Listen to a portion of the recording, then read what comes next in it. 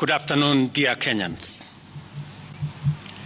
Over the past 2 years, our government has rallied the country behind the bottom-up economic transformation agenda, the basis upon which we were elected in the democratic elections of the year 2022.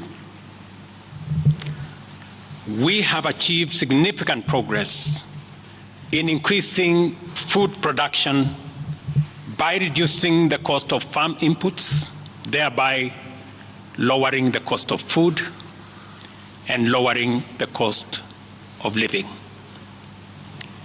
We have stabilized the economy by preventing what was an imminent debt default. We have stabilized fuel prices, lowered inflation to an all-record low of 4.6%, and we have stabilized the foreign exchange regime. We have implemented radical changes in the education sector, including resolving the CBC question. We have rolled out a new student-focused higher education funding model that has special emphasis on making sure that children from vulnerable families have the requisite support in their education.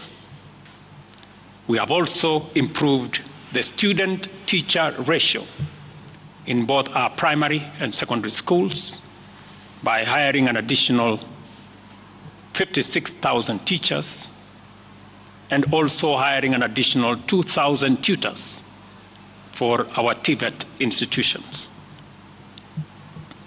We have equally resolved bottlenecks in cash transfer program to vulnerable Kenyans, including orphans, people living with disability, and the elderly. We have not only brought on board more beneficiaries, but in keeping with the promise that we made, it is now not the case, as it was in the past, that these vulnerable Kenyans have to wait for months. Now their stipends are paid as salaries of public servants are being paid.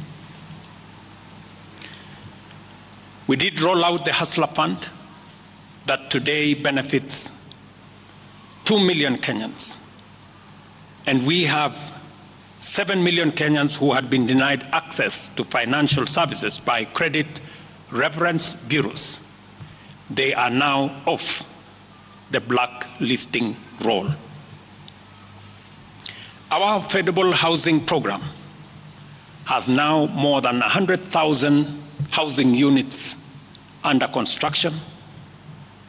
The first cohort I will be launching in a couple of months to new homeowners.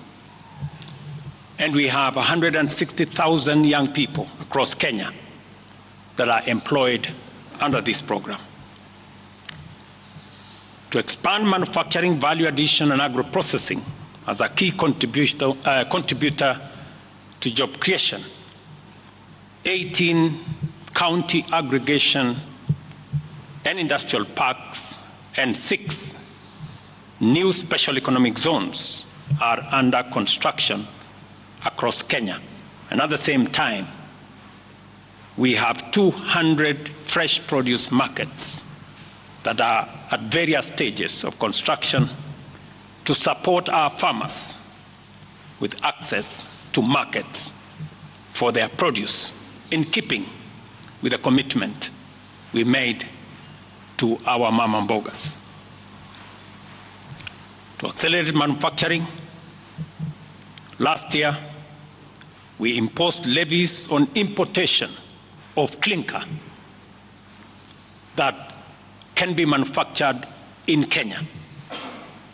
We made a saving of Kenya shillings 20 billion in foreign exchange as imports of clinker dropped to almost zero.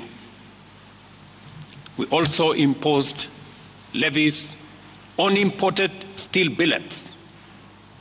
And today, we have 11 steel factories that 6 years ago were closed.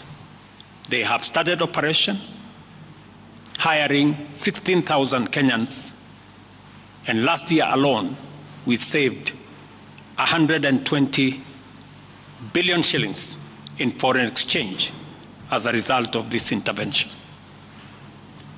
Our digital transformation agenda is also on course with 17,000 government services online, while we have 274 digital hubs across Kenya with 152,000 students and digital workers in our TVETs and also in digital hubs in different parts, up and running and giving young people an income.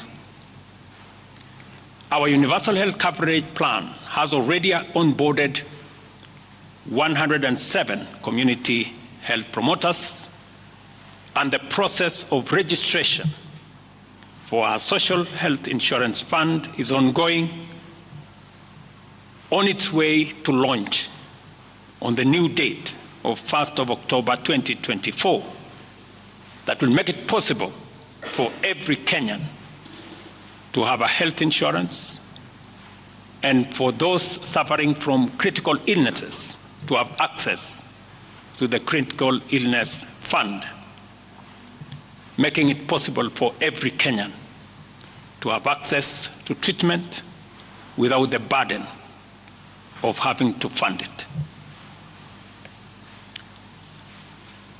On the measures I announced last week, barring state and public officers from engaging in harambes, I want to inform the country that the public fundraising appeals bill is now ready for publication tomorrow.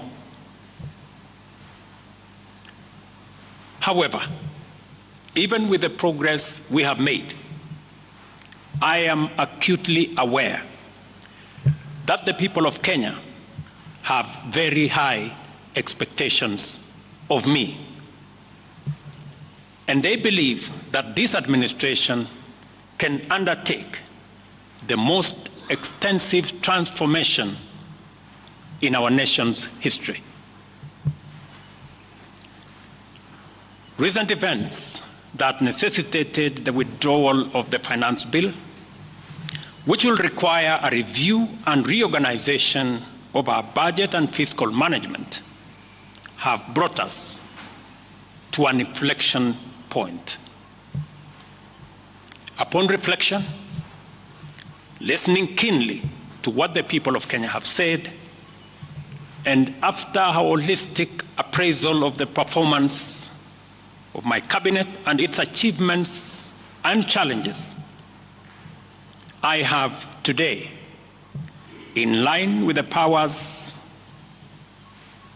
given to me by Article 1521 and 1525B of the Constitution and Sections 12 of the Office of the Attorney General's Act, decided to dismiss with immediate effect all the cabinet secretaries and Attorney General of the Republic of Kenya, of the Cabinet of Kenya, except the Prime Cabinet Secretary and Cabinet Secretary for and Cabinet Secretary for Foreign Affairs and Diaspora Affairs. And of course, the Office of the Deputy President is not affected in any way. I will immediately engage in extensive consultations across different sectors and political formations and other Kenyans,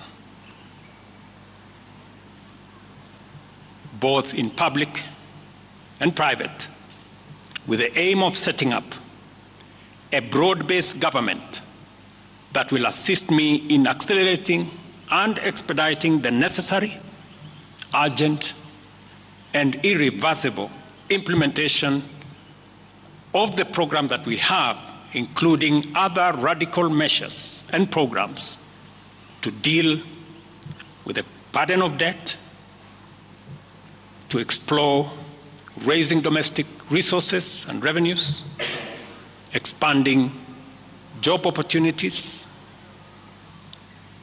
and slaying the dragon of corruption, consequently making the government of Kenya lean, inexpensive, effective, and efficient.